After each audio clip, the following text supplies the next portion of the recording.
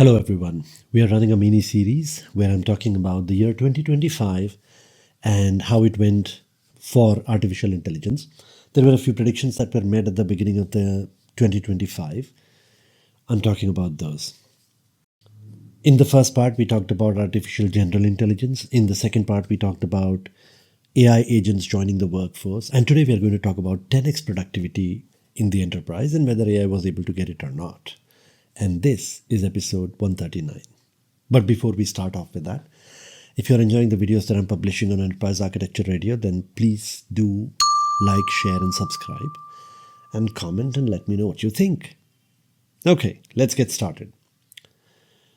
At the beginning of 2025 and throughout 2025, you could hear the word 10x quite a lot. 10x marketing, 10x sales, 10x engineering, 10x programming. And it was related to artificial intelligence, that artificial intelligence will increase our productivity by 10 times.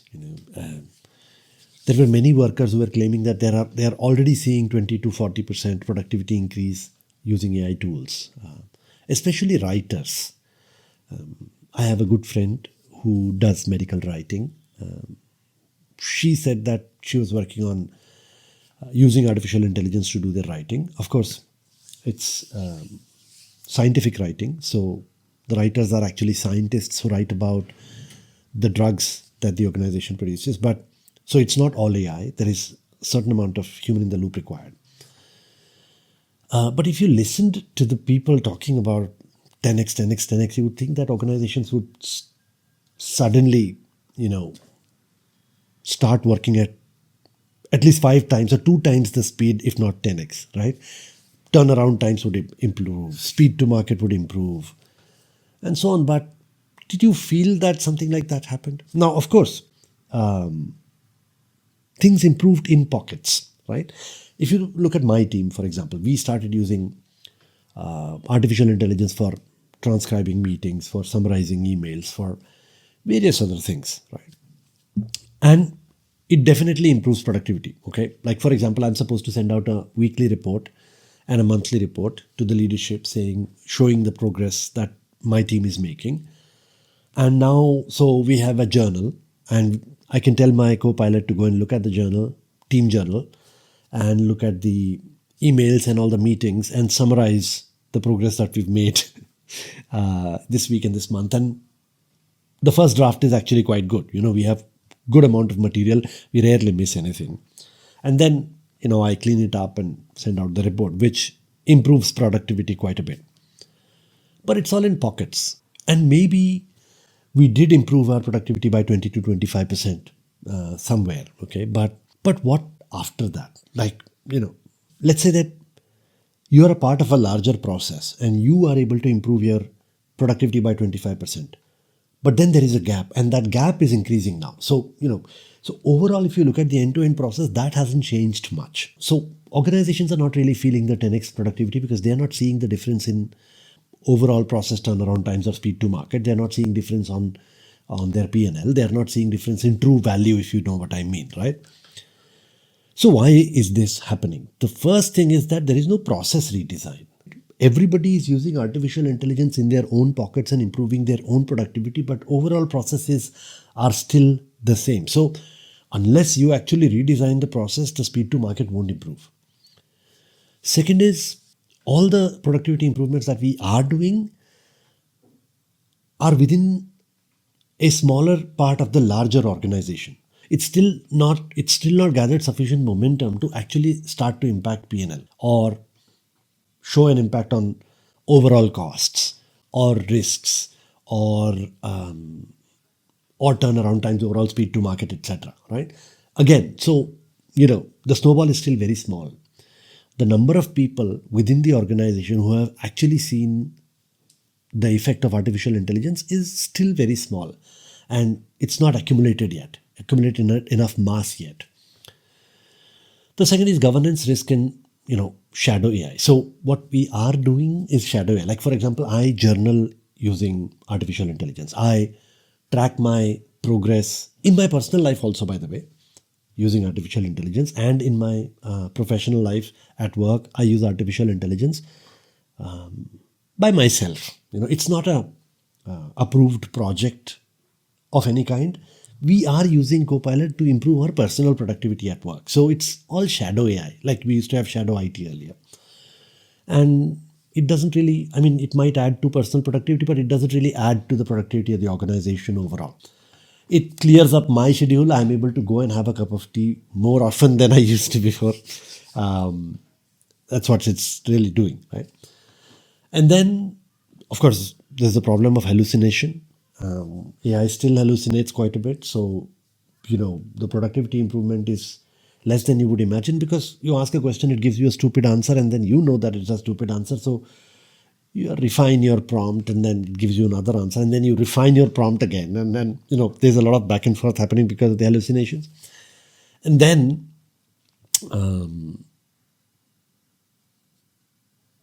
the deployment, even if there is an approved project related to artificial intelligence, because of lack of confidence in artificial intelligence within the organizations or in the industry in general, it's not being deployed to critical processes. True critical processes that actually impact the organization, we're not using AI there. We are still, playing. We are still doing POCs and pilots and low criticality projects.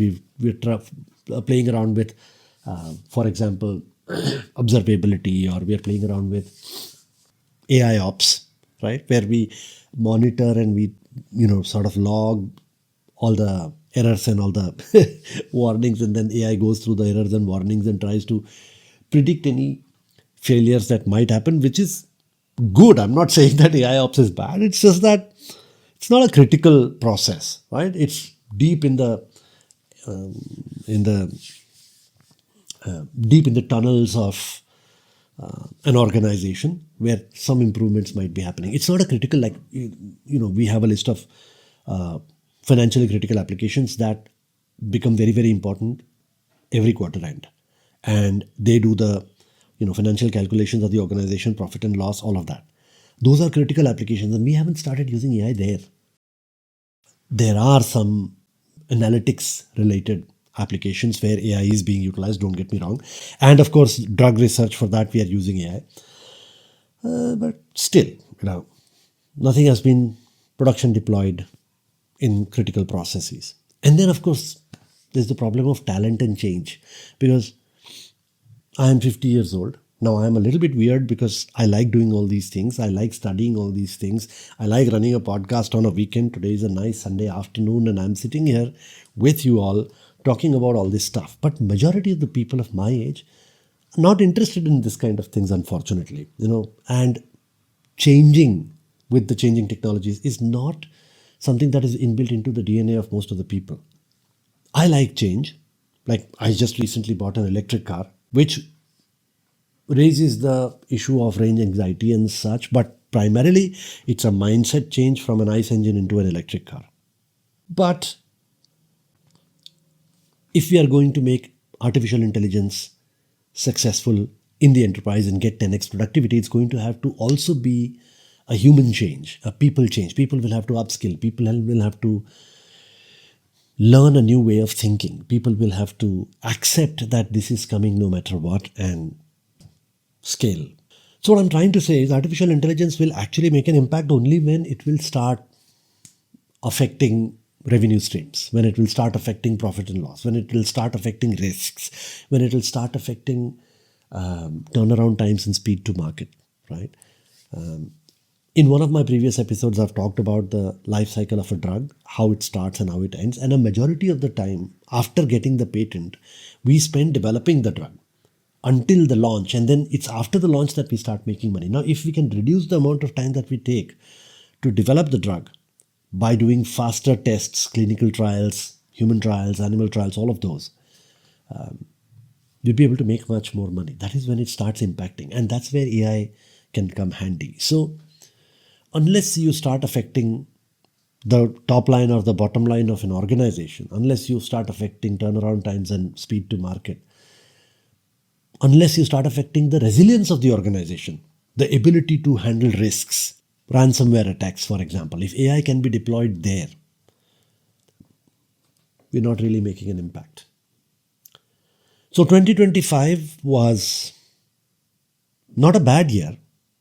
We probably laid the foundation, but we are not there yet. In 2026, let's see what happens. I am very, very positive about 2026. I think that it's going to be a beautiful year because we have laid the foundation for quite a few things. I am not going to make a prediction that this year we are going to make 10x productivity, but probably we'll get to the first floor and then the second floor, and it'll take a couple of years. And the speed at which we are going to make progress is also going to increase, and it's not going to take as much time as it took for us to get here. We are going to get there much faster next year and then much faster next to next. But we're not there yet. And I would like to inspire all of you who are listening to my podcast to study this, to understand this, to think about it not just from a personal learning standpoint, but also from the standpoint of an organization. Get an outside in view, get an top down view, and understand how artificial intelligence can impact the organization overall. I hope you have enjoyed this 3-part series on artificial intelligence in 2025. If you have, then please let YouTube know, like, share, and subscribe, and comment. And once again, I would like to remind you that Enterprise Architecture Radio is not just a podcast, it's a collaboration platform where I'm trying to get together a group of intellectuals who can talk to each other more, who learn from each other, guide each other, but most importantly, have a ton of fun.